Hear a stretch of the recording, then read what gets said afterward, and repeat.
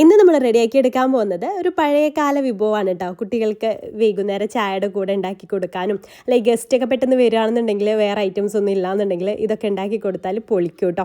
അപ്പോൾ ഉണ്ടാക്കാൻ അറിയാത്തവർ ഇതൊന്ന് കണ്ടു നോക്കൂ. അപ്പോൾ ഒരു നേന്ത്രപ്പഴം എടുത്തിട്ടുണ്ട്. അത് നമുക്കിതുപോലെ ചെറിയ പീസായിട്ടൊന്ന് കട്ട് ചെയ്തിട്ടെടുക്കാം. ഈ ഒരു കേക്ക് റെഡിയാക്കി എടുക്കാൻ വേണ്ടിയിട്ട് ബേക്കിംഗ് സോഡയോ ബേക്കിംഗ് പൗഡറോ അതിൻ്റെ ഒന്നും ആവശ്യമില്ല കേട്ടോ. ബീറ്റർ വേണം, എന്നാലേ കറക്റ്റായിട്ട് നമുക്ക് കിട്ടുള്ളൂ. അപ്പോൾ അതാ നേന്ത്രപ്പഴമൊക്കെ ആ രീതിയിലൊന്ന് കട്ട് ചെയ്തെടുത്തിട്ടുണ്ട്. ഇനി നമുക്കൊരു ടേബിൾ സ്പൂൺ നെയ്യ് ഒരു പാനിലേക്ക് ഒഴിച്ചു കൊടുക്കാം.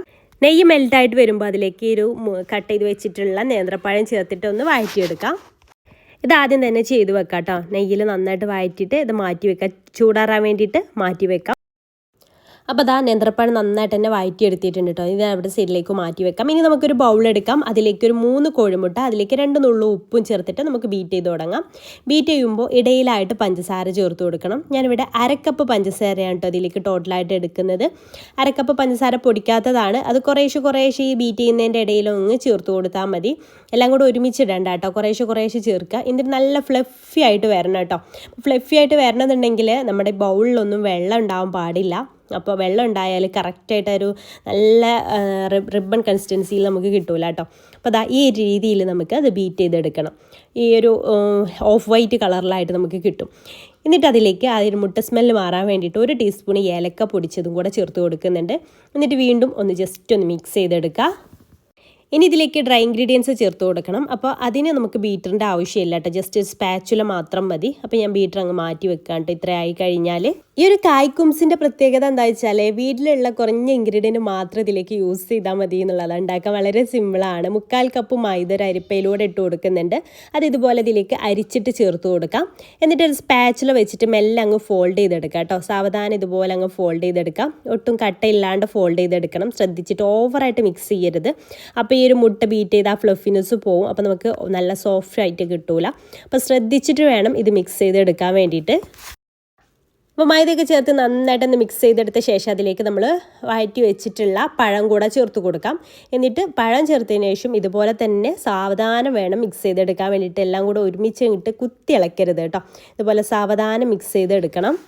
അപ്പോൾ പഴമൊക്കെ ചേർത്ത് നന്നായിട്ട് തന്നെ മിക്സ് ചെയ്തെടുത്തിട്ടുണ്ട്. ഈവനായിട്ട് വരാൻ വേണ്ടിയിട്ടായിട്ട് കുത്തി ഇളക്കരുത്, അല്ലെങ്കിൽ എല്ലാ അടിയിൽ പോയി കിടക്കും. എന്നിട്ട് ബട്ടർ പേപ്പറൊക്കെ ഗ്രീസ് ചെയ്ത് വെച്ചിട്ടുള്ള ഒരു മോൾഡിലേക്കാട്ടെ ഞാൻ ഇത് ഒഴിച്ചു കൊടുക്കുന്നത്. 7 ഇഞ്ചിൻ്റെ മോൾഡാണ് ഞാൻ യൂസ് ചെയ്തിട്ടുള്ളത്. നിങ്ങൾക്ക് വേണമെന്നുണ്ടെങ്കിൽ ഇത് നോൺ സ്റ്റിക്കിൻ്റെ സോസ് പാനൊക്കെ ഉണ്ടല്ലോ, അതിൽ നേരിട്ട് ഒഴിച്ചിട്ട് അങ്ങനെയും കുക്ക് ചെയ്തെടുക്കാം കേട്ടോ. അടിയിൽ വേറൊരു പാത്രം കാണും വെച്ചിട്ട് അങ്ങനെയും കുക്ക് ചെയ്തെടുക്കാം. ഞാനിപ്പോൾ കേക്കൊക്കെ ബേക്ക് ചെയ്യുന്ന രീതിയിലാണ് ഇത് ചെയ്തെടുക്കുന്നത്. അപ്പോൾ അത് മുഴുവനായിട്ട് അതിലേക്ക് ഒഴിച്ചു കൊടുത്തിട്ടുണ്ട്. ഇനി നമുക്കിതൊന്ന് എയർ ബബിൾസ് ഒന്ന് പോകാൻ വേണ്ടിയിട്ട് ഒന്ന് ടാപ്പ് ചെയ്ത് കൊടുക്കാം.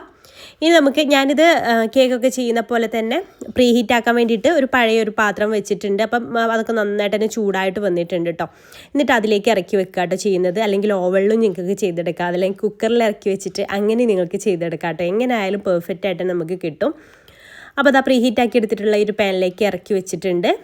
ഇനി നമുക്കൊരു ലോ ടു മീഡിയം ഫ്ലെയിമിൽ ഇട്ടിട്ട് ഒരു 1/2 മണിക്കൂർ ഇത് കുക്ക് ചെയ്തെടുക്കണം. അപ്പോൾ ആ ഒരു 1/2 മണിക്കൂറിൻ്റെ ഇടയിൽ ഒരു 1/4 ഭാഗം ഇത് ബേക്കായിട്ട് വരുന്ന സമയത്ത് വേണമെന്നുണ്ടെങ്കിൽ ഡെക്കറേഷന് അണ്ടിപ്പരിപ്പോ മുന്തിരിയൊക്കെ ഒന്ന് വെച്ച് കൊടുക്കാം കേട്ടോ. അതിൻ്റെ മുകളിലായിട്ട് മുഴുവനായിട്ട് മുകൾ ഭാഗം കുക്കാവുന്നതിന് മുന്നേ വേണം ഇത് വെച്ച് കൊടുക്കാൻ വേണ്ടിയിട്ട്, എന്നാലേ കറക്റ്റായിട്ട് ഒട്ടി കിട്ടുള്ളൂ. അപ്പോൾ ഞാൻ കുറച്ച് കാഷ്യൂസും കിസ്മിസൊക്കെ ഒന്ന് വെച്ച് കൊടുക്കുന്നുണ്ട്. കുറച്ച് 1/4 ഭാഗം കുക്കായതിന് ശേഷം വേണ്ടോ ഇങ്ങനെ ചെയ്യാൻ വേണ്ടിയിട്ട് ഒന്ന് ഇതുപോലെ ഒന്ന് പ്രസ് ചെയ്ത് കൊടുക്കുക. എന്നിട്ട് വീണ്ടും അടച്ച് വെച്ചിട്ട് ബാക്കി ഭാഗം കൂടെ ഒന്ന് നമുക്ക് ബേക്ക് ചെയ്തെടുക്കാം. ടോട്ടൽ ഒരു 30 മിനിറ്റ് കൊണ്ട് തന്നെ ഇത് ബേക്കായിട്ട് വരും. പിന്നെ ഓരോ ഫ്ലെയിമിനനുസരിച്ച് ചെറിയ ഡിഫറൻസ് ഒക്കെ വരും. അപ്പോൾ സൈഡൊക്കെ കണ്ടോ ചെറിയതായിട്ട് ഇങ്ങനെ ഒരു ലൈറ്റ് ബ്രൗൺ ഷെയ്ഡായിട്ട് വന്നിട്ടുണ്ടല്ലോ, അതാണ് ഇതിൻ്റെ കറക്റ്റായിട്ട്. എന്നിട്ട് ജസ്റ്റ് ഒന്ന് കുത്തി നോക്കാം വെന്ത് വന്നിട്ടുണ്ടോ എന്നൊക്കെ. ഇത് കറക്റ്റായിട്ട് കുക്കായി വന്നിട്ടുണ്ട്. ഇനി നമുക്കിത് തണുത്തതിന് ശേഷം ഡിമോൾഡ് ചെയ്തെടുക്കാം. തണുത്തതിന് ശേഷം ഞാൻ എടുത്തിട്ടുണ്ട്. നല്ല പെർഫെക്റ്റ് ആയിട്ട് നമുക്ക് കിട്ടിയിട്ടുണ്ട്. നല്ല സോഫ്റ്റാണ് ഈ ഒരു കായ്ക്കുംസ്. ഇത് ചൂടാറിന് ശേഷം നമുക്ക് കട്ട് ചെയ്ത് ഏത് ഇഷ്ടമുള്ള ഷേപ്പിൽ കട്ട് ചെയ്തിട്ട് കഴിക്കാവുന്നതാണ് കേട്ടോ. അപ്പോൾ ഈ ഒരു കായ്ക്കുംസ് ഇതുവരെ റെഡിയാക്കി എടുക്കാത്തവരുണ്ടെങ്കിൽ മസ്റ്റായിട്ടൊന്ന് ട്രൈ ചെയ്ത് നോക്കുകൊണ്ട് കേട്ടോ. ഇഷ്ടമാവും, എന്തായാലും ഇഷ്ടമാവും. അപ്പോൾ ഗസ്റ്റൊക്കെ പെട്ടെന്ന് വരികയാണെന്നൊക്കെ പറയുന്ന സമയത്ത് നമുക്ക് വളരെ പെട്ടെന്ന് ഒരു 1/2 മണിക്കൂറിനുള്ളിൽ റെഡിയാക്കി എടുക്കാൻ പറ്റുന്ന ഒരു അടിപൊളി പലഹാരമാണ്. അപ്പോൾ ഇഷ്ടമായിട്ടുണ്ടെങ്കിൽ ട്രൈ ചെയ്ത് നോക്കുക. ട്രൈ ചെയ്ത് നോക്കുന്ന സമയത്ത് ഫീഡ്ബാക്ക് അറിയിക്കാൻ മറക്കരുത് കേട്ടോ. ഇനി ഇതുപോലത്തെ സിമ്പിൾ റെസിപ്പീസിനായിട്ട് നമ്മുടെ പേജ് ഫോളോ ചെയ്യാൻ മറക്കല്ലേ. ഇൻഷാല്ലാ പുതിയ റെസിപ്പിയായിട്ട് അടുത്തൊരു ദിവസം കാണാം. താങ്ക്